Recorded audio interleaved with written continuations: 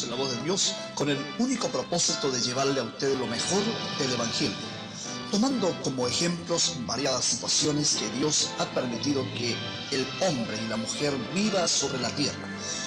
Tenemos de Dios su palabra como carta de navegación, ya que estamos hablando de barcos, de estrategias para llegar a puertos seguros, de ciencia y tecnología en este aspecto cuando hemos estado hablando del Titanic, pero de ninguna manera podemos descartar la gran carta de navegación que nos lleva a la eternidad.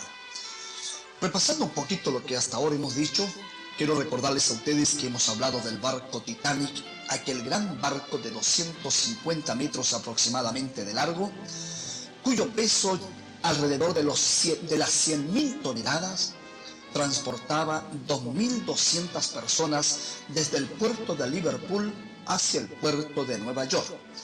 Esto fue en el año 1912 y con la tan imprevista situación, nadie jamás pudo pensar que ese barco que había sido construido con toda la tecnología, toda la ciencia, los hombres más diestros en la materia, los grandes hombres que habían construido barcos habían sido reunidos para lograr hacer el barco más grande, más lujoso, que tuviese más confort y más seguridad entre todos los barcos existentes.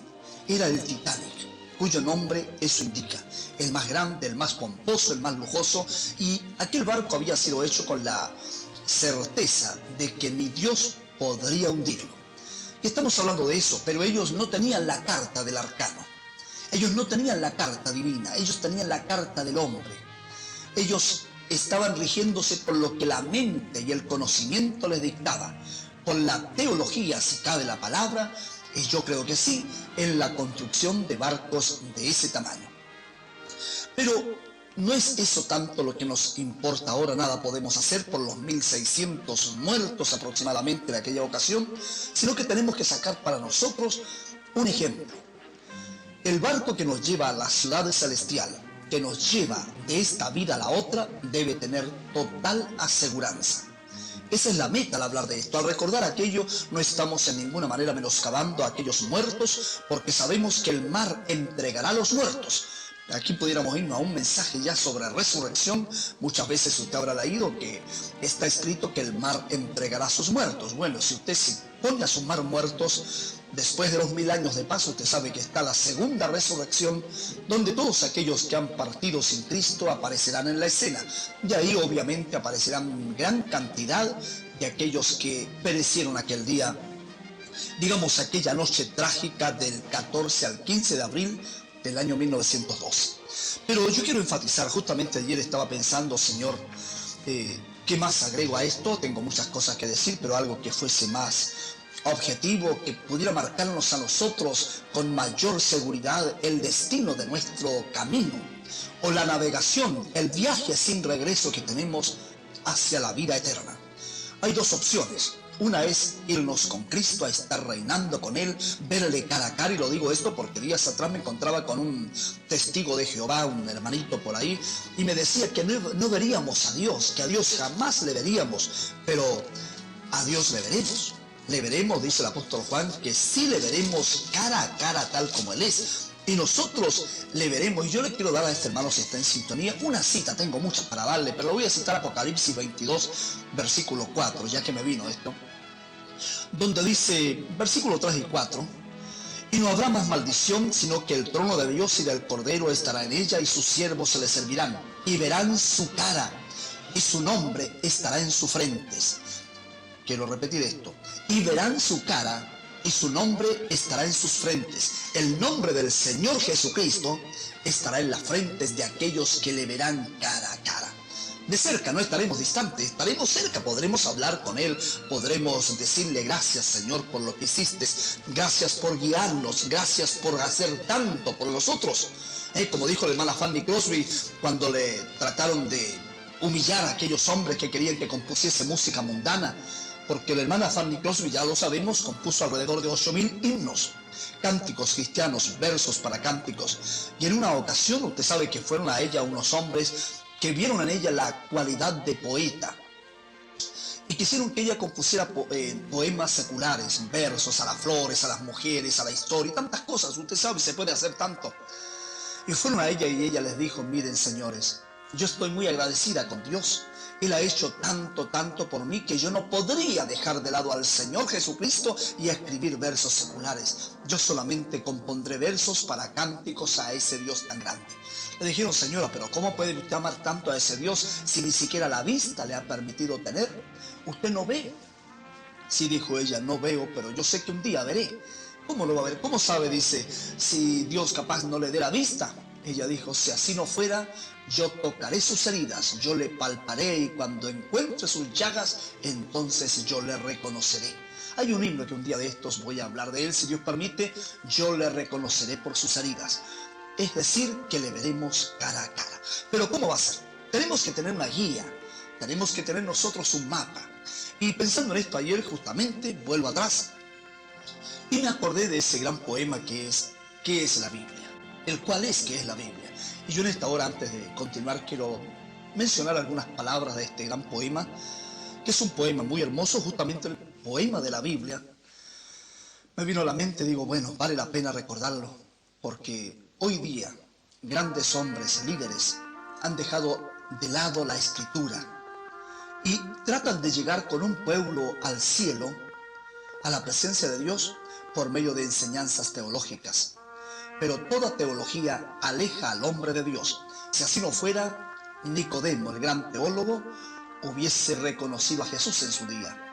Pablo, con toda la ciencia que tenía en su haber, habiendo sido instruido, sobrepasando a tantos en Israel, él tuvo por estiércol todo conocimiento teológico por el glorioso conocimiento del Señor Jesucristo. A Dios no se le conoce por teología, sino que a Dios se le conoce por revelación. Gálatas 1, puede usted leerlo, mi amado hermano, y va a encontrar que Pablo dice que lo que él recibió de Dios no se lo enseñó papá, ni mamá, ni pastor alguno. Lo recibió por revelación de Jesucristo. Considerando en esto, yo quiero mencionar este poema, ¿qué es la Biblia? Porque es la única carta que nos puede llevar a la presencia del Señor. Cualquier grupo cristiano en el mundo que tenga como absoluto, como líder máximo el libro de instrucción, la santa palabra de Dios, y no quitándole ni agregándole. Y ya que digo esto, me viene otra cosa. Me llamaba una hermana y me citaba Mateo 28, 19, y ella tenía la Biblia de las Américas, donde en Mateo 28, 19 le han quitado las comas. Cuando dice Padre, hay una coma, y del Hijo otra coma, y del Espíritu Santo, la Biblia de ella no tiene las comas. Ahora, eso pareciera insignificante, pero el Señor Jesucristo dijo que ni un acento, ni un tilde pasará de la palabra, nada. Pero hoy hay hombres empeñados en que la Biblia sea acomodada al lenguaje de la gente, cuando ese no es problema. No es problema del hombre, es asunto de Dios. Para eso Él nos dejó el Espíritu Santo, para que nos guíe a toda verdad y justicia. Tal es así que tenemos algo de 15 versiones de Biblias diferentes en el mundo.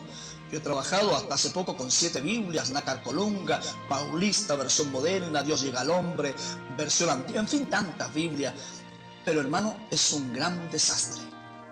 Tenemos que ir al original, aún en la Biblia. Porque las Biblias modernas hoy, procurando hacerla más clara, lo que hacen es oscurecer el consejo de Dios. Bueno, y este poema que tengo acá reza más o menos así. Vamos a ver si podemos hablar un poquito de él antes de entrar al hundimiento del Titanic, que hoy día espero, por la gracia de Dios, lleguemos a conclusión del mismo, y si no, mañana, Dios mediante, estaremos viéndolo en su totalidad. Vamos a ver si podemos hablar un poquito de este poema sobre qué es la Biblia hoy.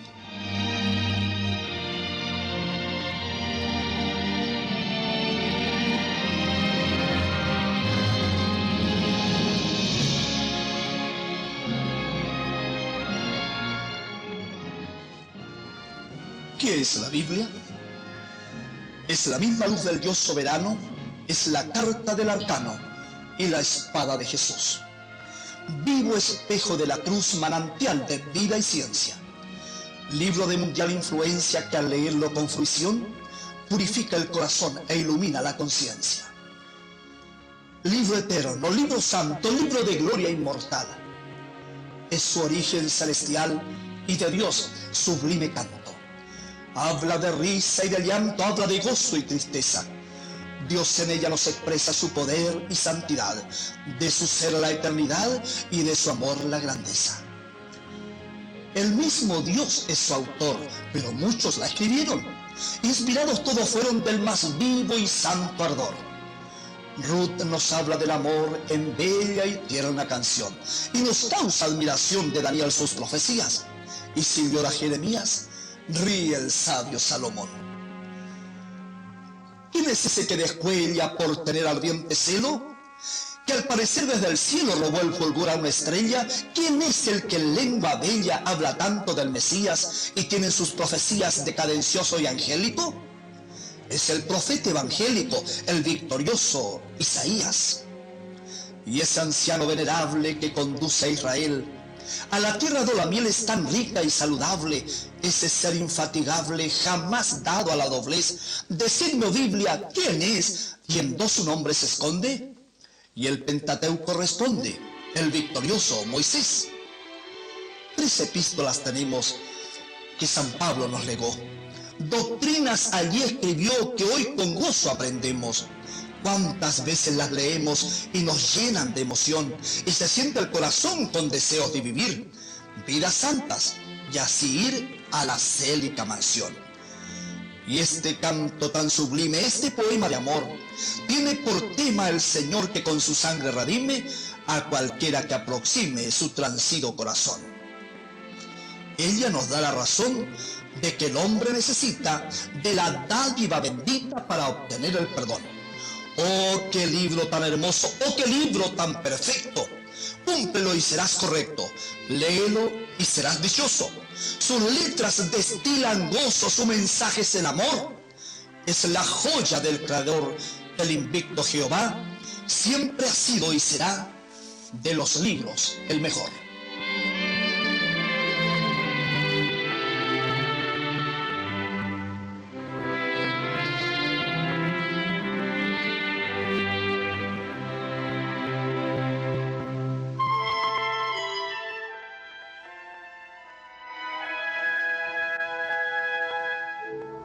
Es la carta del arcano y es la espada de Jesús, la carta del navegante.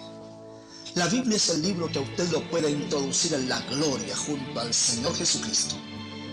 Esta es la carta que usted necesita para navegar. No es la carta teológica, mi hermano. No es el dogma de su iglesia ni de la mía. Por gracia de Dios no tenemos dogmas. No es el ritual de mi iglesia. No tenemos nada que ver con aquello. Es la santa palabra de Dios. Esa es la carta del arcano. Esa es la espada de Jesús. Ese es el candil poderoso que nos ilumina el puerto seguro. La nave del Señor que nos lleva al cielo tiene un gran capitán. Pudiéramos hablar del capitán ahora. El Señor Jesucristo. Él conquistó no solamente los mares, Él simplemente con un chistar aquel día cuando el barco quería ser tragado por las olas, el diablo había juntado todos los diablos, había encrespado las olas y Jesús dormía. Los discípulos creían que conocían bien a Jesús, pero no le conocían aún. Él lo veían como un sanador, lo veían como un hombre que multiplicaba los panes, pero no lo habían visto como el Señor de los mares.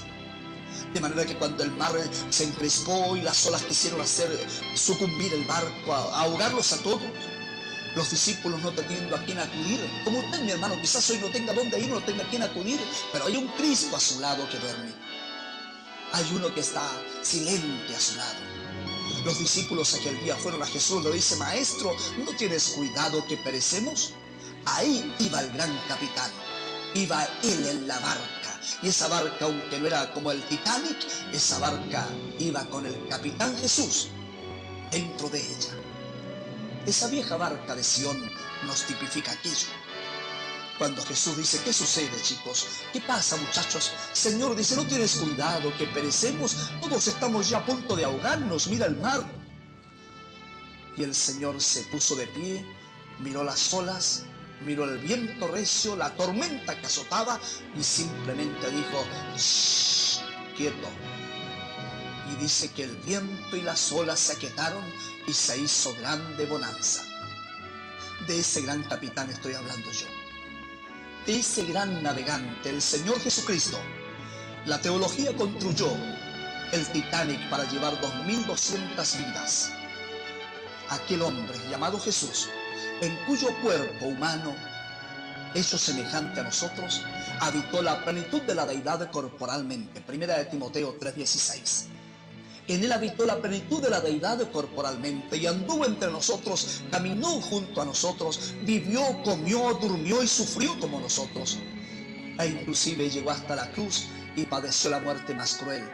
Pero venció la cruz, venció la muerte, venció la tumba, venció el infierno, venció todo diablo y hoy es el gran capitán del pueblo de Dios.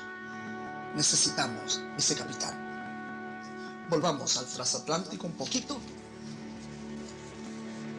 Decía ayer, cuando aquel barco comenzó a hacer agua, comenzaron las señales de emergencia. Y yo estoy seguro, hermano, que hoy día hay muchas iglesias que tienen señales de emergencia. Y no me digan que no, yo le voy a decir cuáles son las emergencias que tiene la iglesia hoy.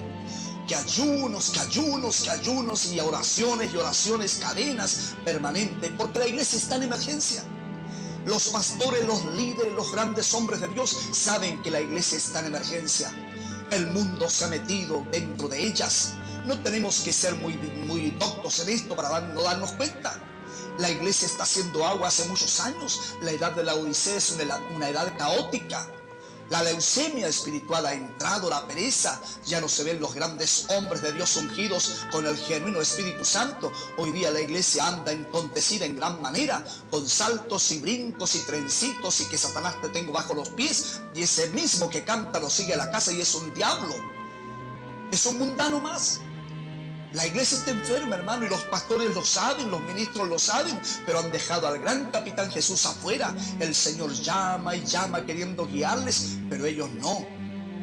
Se repite lo que pasó con el pueblo de Israel. El Señor dijo: me han dejado a mí fuente de agua vivas y se han cavado para sí cisternas rotas. Las señales están enviándolas las iglesias. Gran cantidad de campañas de sanidad, que campañas de ayuno, que campañas de oración.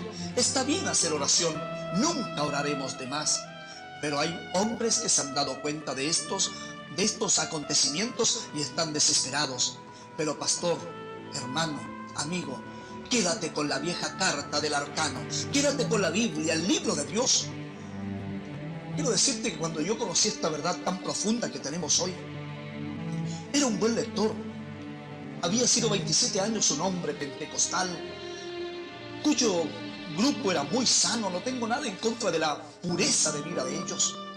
De manera que yo me había versado, tenía compendios exegéticos, ilustrativos de la Biblia, que compendio del Antiguo, que del Nuevo, que cómo hablar, que la homilética, cómo pararme, la fonética, que sermones escogidos, que Spurgeon, que Moody, que diccionarios bíblicos, que manuales bíblicos, que Samuel Vila, y que tanto libro y libro y libro. Todo para mí parecía bueno, pero cuando llegó el momento de la verdad, me deshice de casi todos esos libros, porque en gran parte lo más que hacían era confundirme la llegada al seguro puerto. Usted vaya a una librería hoy y compre el libro que usted quiera y compre el mismo tema de diferentes escritores y va a ver que no están de acuerdo, porque la teología entontece a los hombres. Ellos piensan que con su intelecto pueden hacer más claro el camino, pero no. Si usted va a Job, allá Dios dice, y se lo voy a leer, me viene a la mente la escritura de Job 38.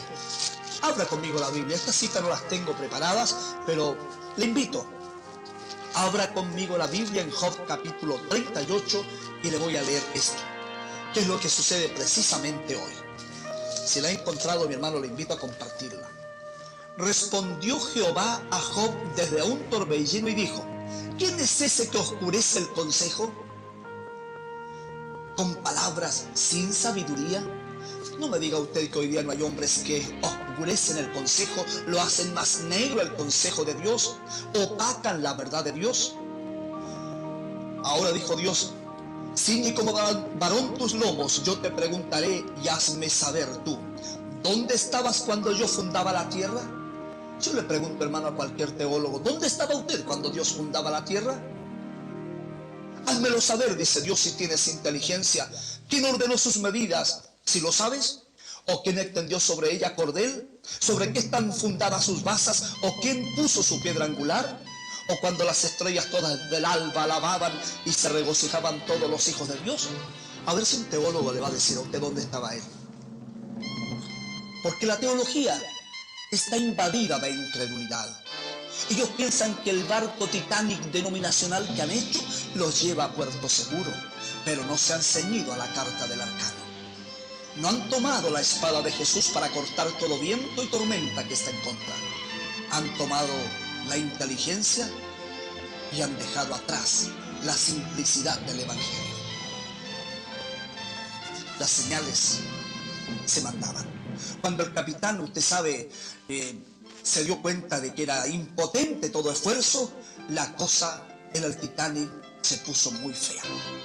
Todos estaban seguros que no se hundirían hasta que fue comunicado que el barco se hundía dentro de 1 o 2 horas. Usted sabe que habían barcos cercanos, el cual vio las bengalas, vio las señales que se enviaban pidiendo auxilio, pero estaban tan invadidos del jolgorio, la alegría, el baile. Estaba tan lleno las salas de comunicaciones que tenían ellos, con telegramas, con avisos, mandando saludos a la gente, que mira qué lindo que va el barco, qué bien que está la iglesia, mira que tenemos mucha gente, 2.200 han llenado el barco, y no se daban cuenta que el barco estaba haciendo agua. Y cuando llegó el aviso para que enviasen señales, no había ni siquiera lugar suficiente para enviar las señales. Llamaron de otro barco preguntando si necesitaban ayuda porque las luces indicaban aquello. Y la respuesta de los que estaban a cargo de las comunicaciones fue de que todo estaba bien porque estaban de fiesta, había baile, había jolgorio, había licor, había cigarrillo, había puro, había de todo aquello. Y ellos estaban haciendo agua, pero los que estaban allá a cargo, digamos los de primera clase, estaban enfiestados. Y la muerte estaba entrando por los pies. Qué terrible, ¿no? Terrible, ¿verdad? Es doloroso. El agua comenzó a invadir bajo la línea de flotación. La parte delantera del Titanic comenzó a inclinarse de tal manera que los de arriba, aunque no tenían mucha noción, en un momento dado comenzaron a ver que el barco se estaba inclinando. ¿No se ha dado cuenta usted que su barco se está inclinando, mi amado hermano? ¿Usted, pastor, no se ha dado cuenta que hace rato que está haciendo agua su iglesia? Y que aunque usted diga que va a llegar a puerto seguro, las luces, los faros de la gloria se han apagado para muchos. ¿No se da cuenta que su barco también está como el Titanic? El barco comenzó a inclinarse, el Titanic, lentamente, y comenzó a inclinarse y comenzó a aparecer la preocupación. Ya la gente comenzó a pensar con mucha seriedad. Yo espero que usted piense con seriedad. Fue comunicado a algunos del acontecimiento, porque hoy algunos saben, generalmente los líderes saben que la iglesia está mal, saben que su enseñanza está torcida, saben que cuando hacen alguna práctica doctrinaria en la iglesia, saben que está en contraposición al gran legajo espiritual que nos dejó Dios para que llegásemos al cielo. Pero ellos lo hacen según los hombres, según la iglesia, según el intelecto, según el conocimiento que han adquirido por los grandes, en este caso, concilios. Eso sucedió en el Titanic. Se juntó el capitán, los más altos dignatarios dentro del mismo barco, el ingeniero, y comenzaron a analizar la situación. ¿Cuál era la verdad? El barco zozobraría. No había esperanza de vida. Ahora, lentamente el barco, usted sabe, comenzó a levantarse de atrás y comenzó a inclinarse la parte delantera. Cuando esto iba sucediendo, la gente comenzó a correr, a desesperarse. Cuando ya el agua tocó sus pies, todos quisieron escapar a la parte más segura, pero estaban en el mar, no había parte segura. Déjame decirte que un día de esto la gracia de Dios será quitada. Hoy tienes gracia, mi hermano. Hoy hay esperanzas para ti. Tú puedes tomarte de la incambiable mano de Dios y Él te sacará de la apretura o del estado caótico en que te encuentras. Pero tienes que tomarte de la mano del Señor. Tienes que ceñirte a la carta del arcano, tomar la espada de Jesús para que cortes todo diablo y toda confusión. No hay otra manera. Cuando el barco comenzó a hundirse de esa forma, se acordaron de Dios. Déjame que la tormenta venga, mi hermano. Deja que venga un poquito la apretura y yo veré cuánto crees en Dios. Quizás tú digas, no, yo soy un fiel creyente, yo estoy dispuesto a todo. Déjame que la apretura venga y veremos si es cierto. Los colores vamos a verlos dentro de no muy poco. Vamos a hacer una pequeña pausa. Te invito, mi hermano, mi hermana, a escuchar la alabanza. La nave evangelista marcha, marcha hacia Canaán. Sigamos en la voz de Dios.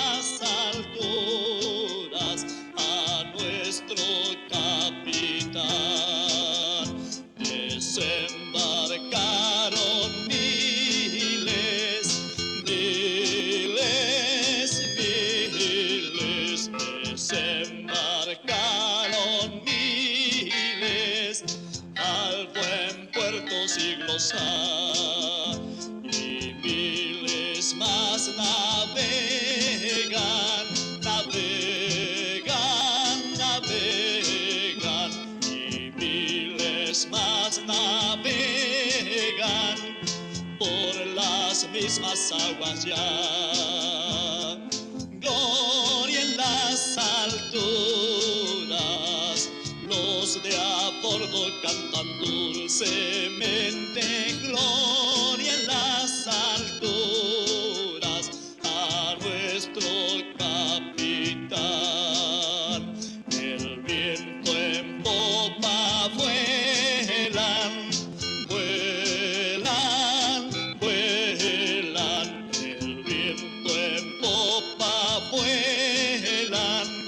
hacia aquel florido hogar. Felices voces se oyen, se oyen, se oyen. Felices voces se oyen, resonando por la mar. Gloria en las alturas, los de a bordo cantan dulcemente, gloria en las alturas, a nuestro